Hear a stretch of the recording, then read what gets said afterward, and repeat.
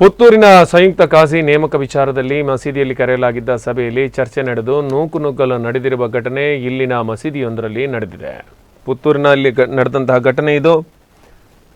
ಈ ಒಂದು ವಿಡಿಯೋ ಸಾಮಾಜಿಕ ಜಾಲತಾಣಗಳಲ್ಲಿ ವೈರಲ್ ಆಗಿದೆ. ಪುತ್ತೂರು ತಾಲೂಕಿನ ಸಂಯುಕ್ತ ಕಾಜಿ ನೇಮಕದ ಕುರಿತು ಚರ್ಚಿಸುವ ಉದ್ದೇಶದಿಂದ ಅಕ್ಟೋಬರ್ 15ರಂದು ಇಲ್ಲಿನ ಅನ್ಸಾರುದ್ದೀನ್ ಜಮಾತ್ ಕಮಿಟಿ ಅಧ್ಯಕ್ಷ ಎಲ್.ಟಿ. ಅಬ್ದುಲ್ ರಜಾಕ್ ಹಾಜಿ ಅವರ ಅಧ್ಯಕ್ಷತೆಯಲ್ಲಿ ಸಭೆ ಕರೆಯಲಾಗಿತ್ತು. ಪುತ್ತೂರು ಬದ್ರಿಯಾ ಜಮಾ ಮಸೀದಿಯ ಮತ್ತು ಸಭಾಂಗಣದಲ್ಲಿ ಸಭೆ ನಡೆಯಿತು.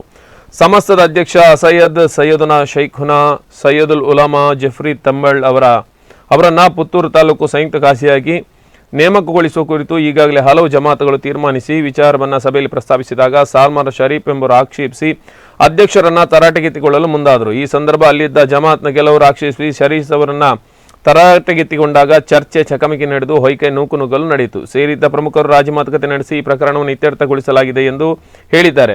ಆದರೆ ಮಸೀದಿಯಲ್ಲಿ ನಡೆದ ಈ ಹೊಯ್ಕೆ ನೂಕುನುಗ್ಗಲಿನ ವಿಡಿಯೋ ದೃಶ್ಯಾವಳಿಗಳು ಸಾಮಾಜಿಕ ಜಾಲತಾಣದಲ್ಲಿ ವ್ಯಾಪಕವಾಗಿ ವೈರಲ್ ಆಗಿವೆ.